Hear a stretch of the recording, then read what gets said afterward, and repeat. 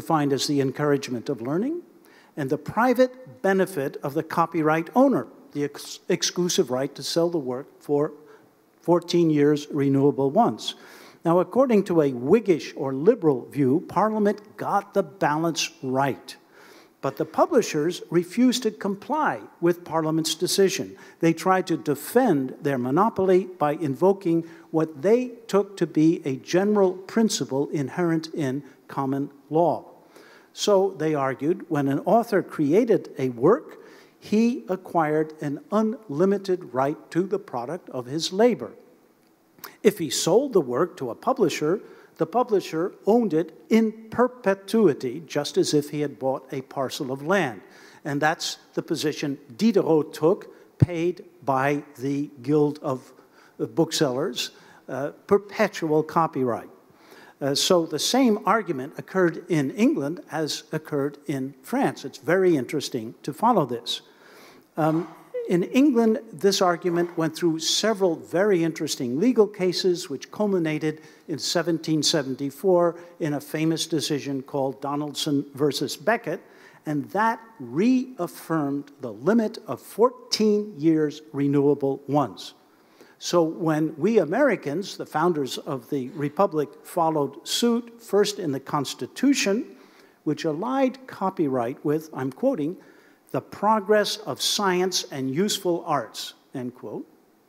Then they continued that line of argument in the first copyright law of 1790, even before France, whose title was, again, An Act for the Encouragement of Learning, end quote. That echoed the British Act of 1710, and it made copyright limited to 14 years renewable once. But, and now I've finished with the history, I hope I haven't tried your patience too long, the debate is still alive.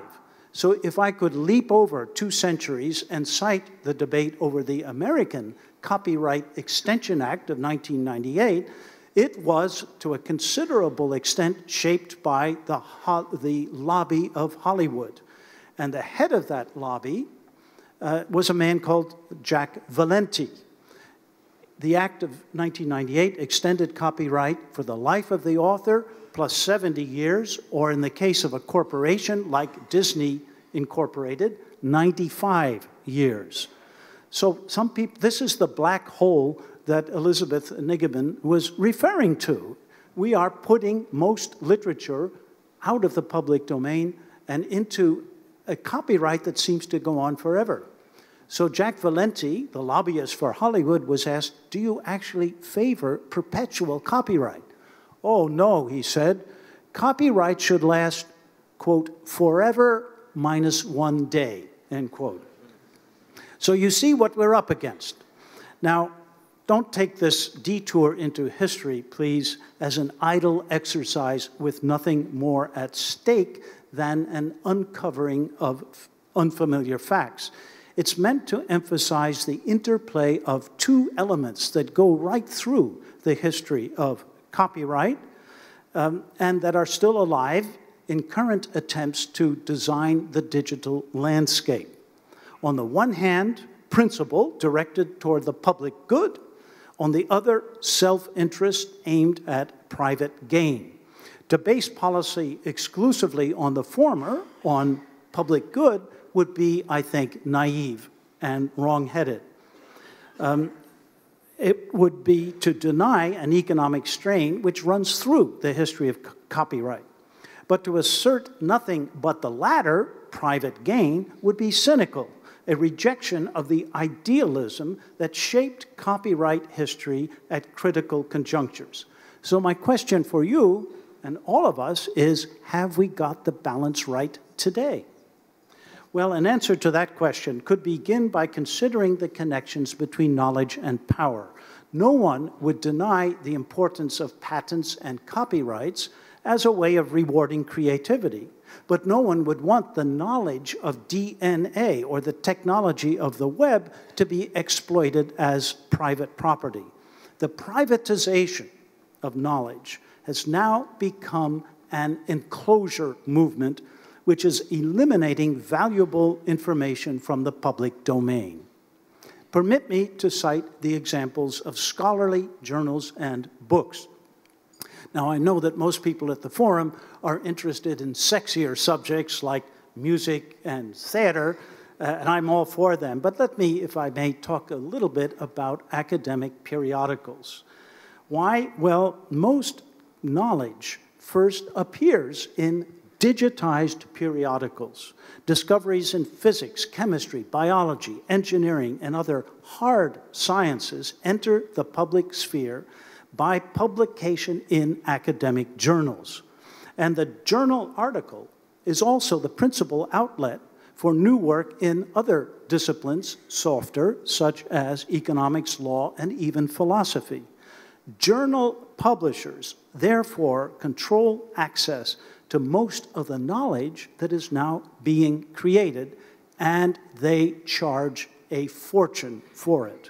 The price of academic journals increased by 10 times the rate of inflation during the 1990s, and it is still escalating out of control.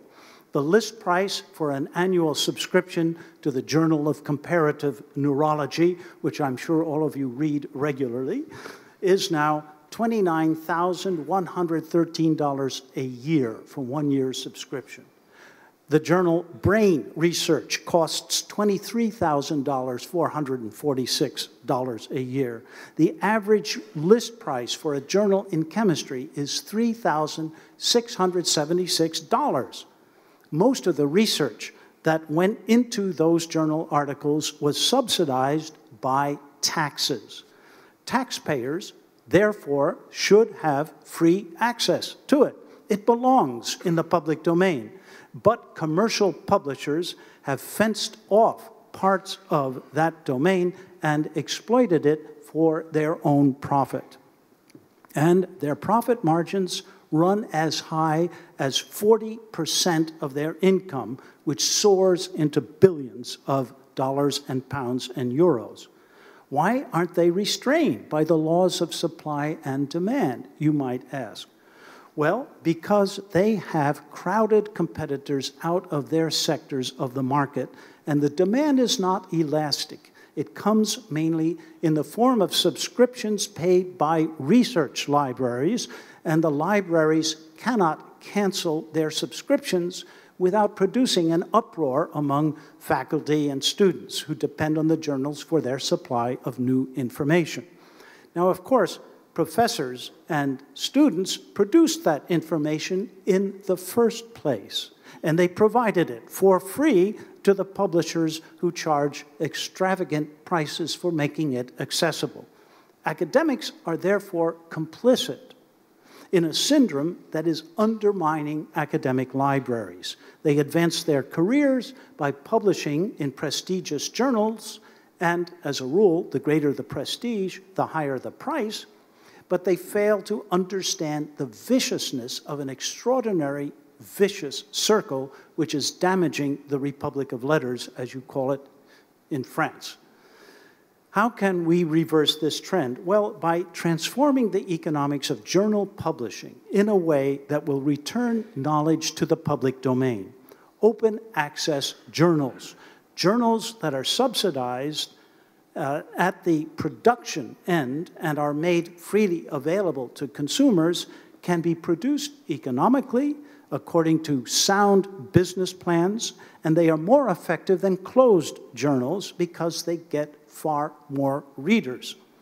Counts of hits and downloads demonstrate their effectiveness, which should not be surprising because search engines have no difficulty in locating their content, and readers can get to it without the hassle of passwords and protection in the form of firewalls. So open access is, in contrast to closed access, easy access, and the ease has economic consequences. Entrepreneurs in business, doctors in hospitals, researchers in laboratories, journalists in newsrooms, housewives in supermarkets, nearly everyone today wants and needs information. They want it fast and costless. Open access is the answer to their needs. That's a little simple, I agree, but I think that's the direction we must take if we're going to deal with this fundamental problem in at least academic periodicals. But you are thinking of other things, perhaps, and here I defer to David Drummond. Google. Now, I admire Google not only for its technical prowess, but also because it demonstrated that free access to information can be translated into profit. In the case of books, however, Google ran into problems. As soon as it began to digitize millions of books from research libraries and to make them freely available for searches, it was sued by a group of authors and publishers for alleged breach of copyright. It tried to settle the suit by transforming its original search service into a gigantic book business, and then to share the profits with the plaintiffs, the authors and publishers who had sued it. Most of the income would come from subscriptions for access to its digital database, which Google would sell to research libraries. Now, the libraries had provided those books to Google free of charge in the first place, and therefore would have to buy back access to the same books in digital form for a price that would be set by Google and its partners, and that could escalate as drastically as the price of periodicals. Like the journal publishers, Google was fencing off access to knowledge. The settlement to the suit had to be approved by a judge in a federal court, and the judge rejected it because, among other things, it threatened to create a monopoly that could crush all competition. By commercializing and controlling access to books, Google had occupied a position similar to that of the guilds of Paris and London in the 16th, 17th, and 18th centuries. Its failure to establish hegemony in the digital market also created the possibility of a revolutionary response. And here I would again like to invoke the example of Condorcet. Why not create a library as great as anything imagined by Google, but one that would make available all books to readers free of charge? A group of leaders from foundations, libraries, and computer science explored that possibility in a workshop that we held in Harvard on October 1st, 2010. Now that could sound like Condorcet, a utopian fantasy. And it did at first, but then when we looked into it, it turned out to be eminently feasible. The libraries would furnish the books, a coalition of foundations would come up with the funding, and the scientists would offer their expertise.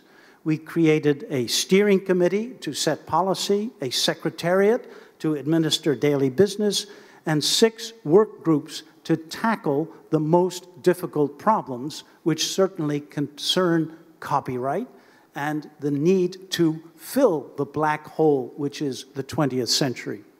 A year later, we had made enough progress to launch this incipient Digital Public Library of America, DPLA, we call it. We did so at a conference hosted by the major cultural institutions in Washington, D.C., and in April 2013, we will have a preliminary version of it up and running. Well, I will spare you the details of what has become a complex operation in order to emphasize 2 points. First, the DPLA will serve a wide and varied constituency throughout, first of all, the United States.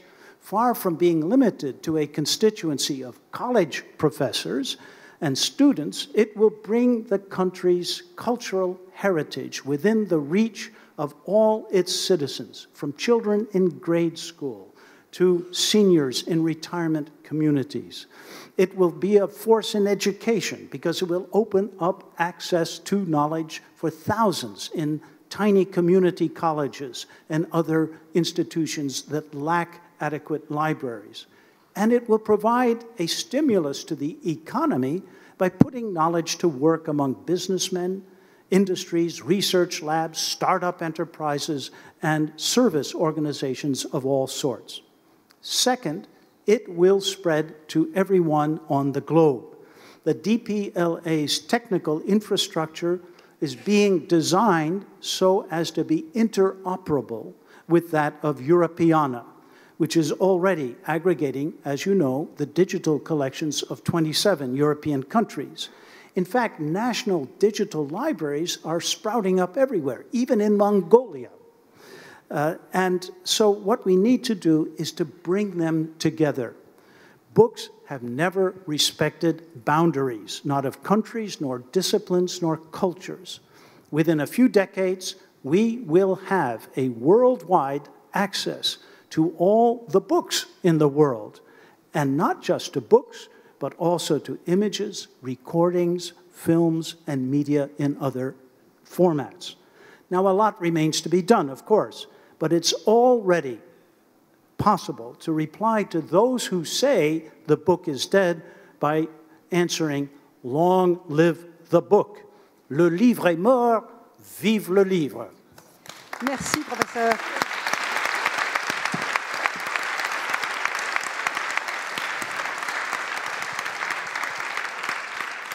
Thank you, Professor, for that very brilliant speech. Merci beaucoup pour ce discours brillant qui nous montre bien d'ailleurs deux choses. La première chose, c'est que c'est quand même à Avignon que tout se passe. Je pense que vous l'aurez noté aussi quand même, depuis très longtemps. Et la deuxième chose, c'est que même si l'histoire est très longue, elle est loin d'être finie et que la perspective nous ouvre encore plein de nouvelles choses à découvrir et de nouveaux points à faire. Je pense que Nicolas Sédou m'a fait signe plusieurs fois que nous devions quitter la salle quitter la tribune très vite parce que je crois que les conclusions du forum doivent être prononcées.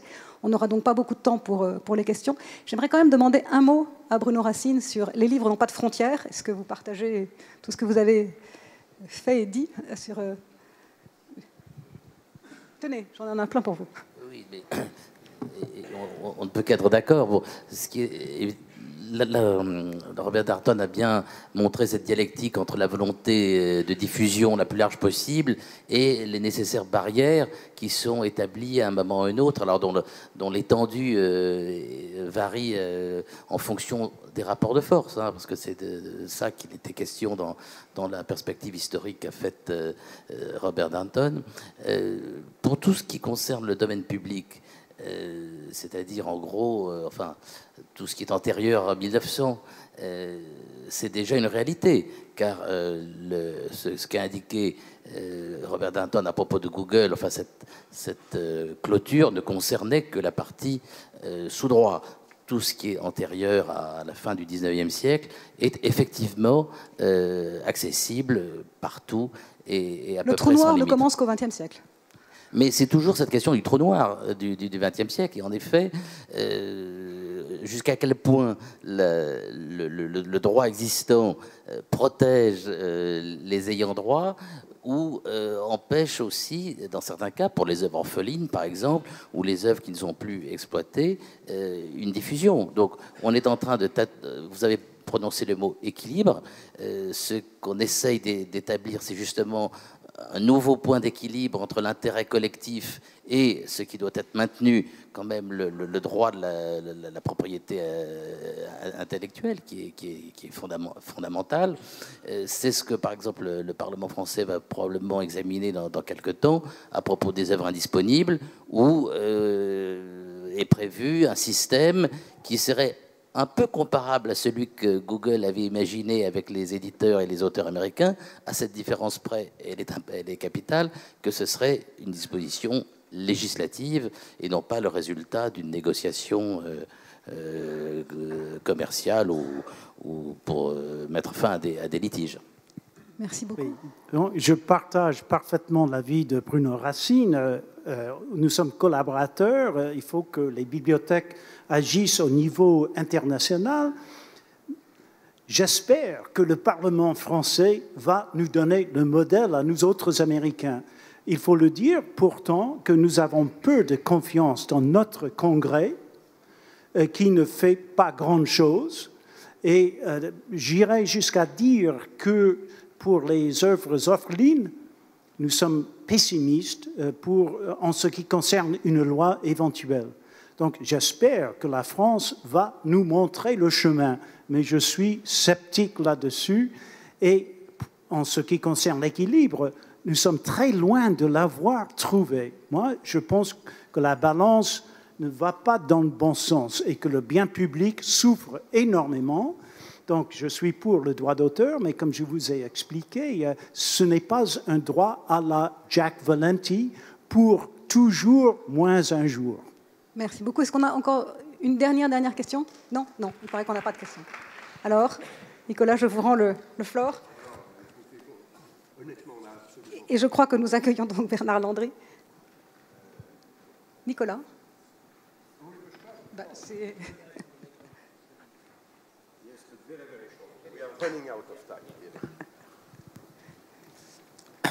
Hello. I'd like to make one point which I've noted during the forum, and I happen to be a part of the advisory board of the forum. In spite of your erudite address, I think I find it absolutely patronizing that Europe and the United States forget India and China. It is we, because we represent half the world, who will determine what the policy is going to be, not the United States, because that is why Europe and the United States, because they've overlooked the economic and the social importance of the largest two countries in the world, that is why you are in economic decline. Please understand, you cannot sit here and postulate the future of humanity without taking into account what the next 30 years are going to present, which is India will be the largest economy in the world, followed by China. And we will determine what the policy for the virtual world is, and not you. Thank you. I'm sure that you were postulating that. But Well, actually, I did mention China. And I have family in India. I've published many books in India. I've published 4 books in China. I would be naive to think that the growth of the book market, not just in India and China, but Latin America, Brazil has a wonderful book market. So I absolutely reject your implication that at least I have turned the back to India and China. And I also reject your claim that the West, Europe and America, is trying to set the pace and determine the rules for the rest of the world. We need international collaboration. And I think that if we create I was talking about an international system in which the rules would be the same for everyone. So I would invite India to be part of this attempt to create an infrastructure that technologically is interoperable and that is equal for all. sur cette invitation, je crains que nous soyons obligés de mettre fin à notre débat et que je puisse accueillir Bernard Landry, qui est ancien Premier ministre du Québec et qui va nous faire nos conclusions du forum. Monsieur le Premier ministre.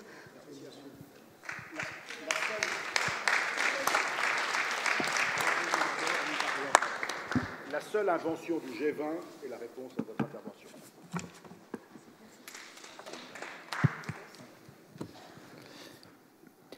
Monsieur le Président, chaque année, vous m'avez confié une tâche de participation à ce forum. Cette année, c'est la plus difficile. Conclusion et résumé en 10 minutes de ces merveilleuses heures de travail et de réflexion. Je vais faire mon possible, mais comme tout le monde a tout entendu, vous ferez vos résumés et vos conclusions vous-même si les miennes ne vous conviennent pas. Ça fait 3 fois que je viens à ce forum d'Avignon et je suis allé 6 fois au forum économique de Davos. Et je vous dis, en tout respect pour ce qui se passe dans le canton des Grisons, j'ai plus appris ici et ma réflexion s'est plus approfondie en 3 fois qu'en une demi-douzaine de fois là-bas.